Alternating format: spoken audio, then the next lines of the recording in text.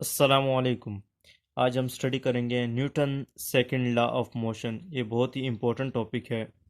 अगर इसकी डेफिनेशन की अगर बात करें, when a net force act on a body it produce acceleration in the body in direction of the net force.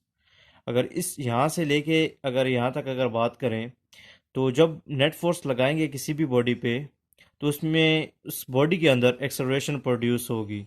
Let's suppose ये हमारे पास एक बॉडी है, और मैं यहाँ से अगर एक्सेलरेशन फोर्स लगाता हूँ, ये हमारे पास बॉडी है, यहाँ पे अगर मैं फोर्स लगाता हूँ, तो यहाँ से यहाँ तक इसके अंदर एक्सेलरेशन प्रोड्यूस होगी। The magnitude of the acceleration is directly proportion to the net force. जो मैग्नीट्यूड होगी एक्सेलरेशन की, वो डायरेक्टली प्रोपोर्शन होगी नेट फोर्स की। जितने ज़्यादा नेट फोर्स होगी, उतना ज़्यादा एक्सेलरेशन होगी उसके अंदर, उस बॉडी के अंदर। अगर बात करें इसकी, ये दो पार्ट हो गए। अब थर्ड पार्ट है the body on the body and inversely proportion to its mass. और एक्सेलरेशन जो होगी वो इनवर्सली प्रोपोर्शन है इस उसके मास के। अगर मास ज़्यादा होगा तो एक्सेलरेशन कम होगी। अगर एक्सेलरेशन अगर मास ज़्यादा है तो एक्सेलरेशन कम होगी। अगर मास कम है तो एक्सेलरेशन ज़्यादा होगा। अगर मैथमेटिकली बात करें तो बहुत ही आसान है। मैथमेटिकली हम इस डेफिनेशन के अंदर ही फाइंड कर सकते हैं। कैसे फाइंड कर सकते हैं वो मैं आपको बताता हूँ।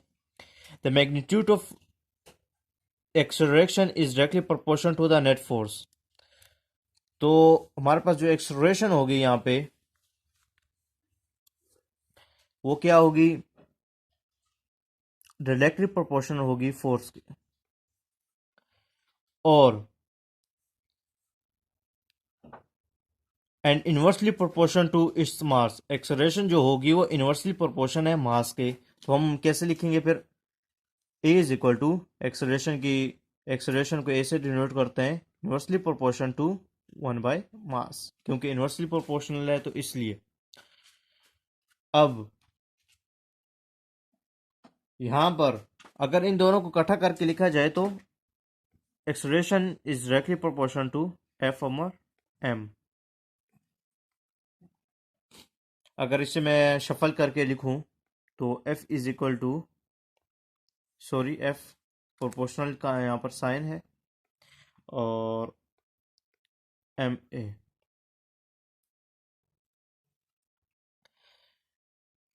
इस साइन को ख़त्म करने के लिए हम क्या लगाते हैं? प्रोपोर्शनल कांस्टेंट लगाते हैं।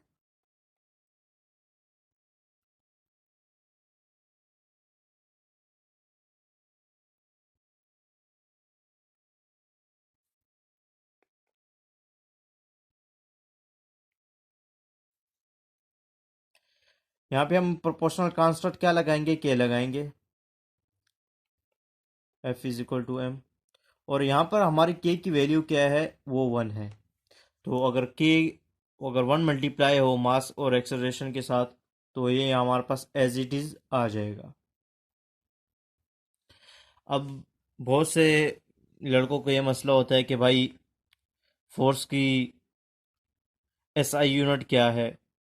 तो फोर्स का SI यूनिट न्यूटन है।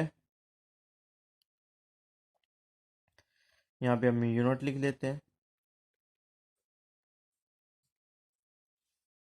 और यहाँ पे लिख देते हैं न्यूटन।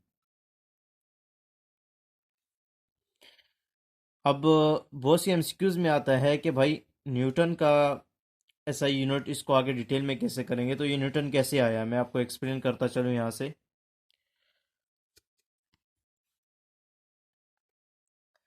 M मास, इसका SI यूनिट क्या है?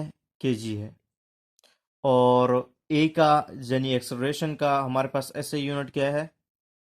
मीटर पर सेकंड स्क्वायर। ठीक हो गया। तो न्यूटन जो हमारे पास बराबर होगा वो किसके होगा? केजी मीटर पर सेकंड स्क्वायर के।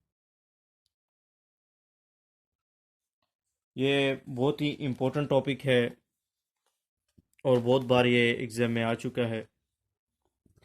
अब बात करते हैं यहाँ पर के एक्सेलरेशन की। मीटर पर सेकंड स्क्वायर कैसे आया एक्सेलरेशन का? वो तो मैंने आपको बात बात बता दी कि फोर्स का मैंने कैसे निकाला। आपको फार्मूला याद रहना चाहिए, F is equal to M A. ठीक है। और यहाँ से आप न्यूटन की यानी फोर्स का ऐसा यूनिट निकाल सकते हैं आराम से। मास का जैसे है हमारे पास केजी, और एक्सेलरेशन का क्या है हमारे पास मीटर पर सेकंड स्क्वायर है।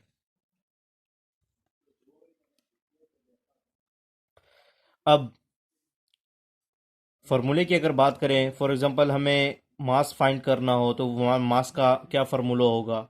इसी फार्मूले से मैं तीन फार्मूले आगे निकालूंगा आपके लिए। F is equal to M A, ये ओरिजिनल फार्मूला है, ये एक फार्मूला हो गया। अब लेट्स सपोज अगर हमें मास फाइंड करना है तो उसके लिए कौन सा फार्मूला होगा, इसी को, यानी यहाँ पे एक्सेलरेशन मल्टीप्लाई है, और जब ये यहाँ पे जाएगी तो ये क्या हो जाएगा, डिवाइड हो जाएगी, यानी F is equal to M A. और अगर हमें मास फाइंड करना है तो ये इधर आ जाएगा, इज इक्वल टू के इस तरफ आ जाएगा, और यहाँ पे आके क्या हो जाएगा, डिवाइड हो जाएगा। और ये हमारे पास कौन सा फार्मूला आ गया, सेकंड फार्मूला। हम मास को कैसे कैलकुलेट करते हैं, फॉर मास, मास की कैलकुलेशन के लिए अगर लेट्स सपोज हमें एक्सेलरेशन फाइंड करनी है तो हम मेन फार्मूले को अगेन उठाएंगे। ठीक है। और यहाँ से फिर हम एक्सेलरेशन फाइंड करेंगे। कैसे फाइंड करेंगे, यहाँ पे मास मल्टीप्लाई हो रहा है एक्सेलरेशन के साथ, जब इज इक्वल टू उस तरफ जाएगा तो ये क्या हो जाएगा, डिवाइड हो जाएगा। F divided by M is equal to A.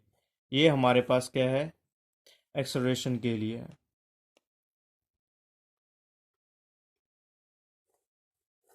ये बहुत ही इंपॉर्टेंट टॉपिक है। अगर किसी को समझ नहीं आई वो मेरी ईमेल आईडी पे कांटेक्ट कर सकता है।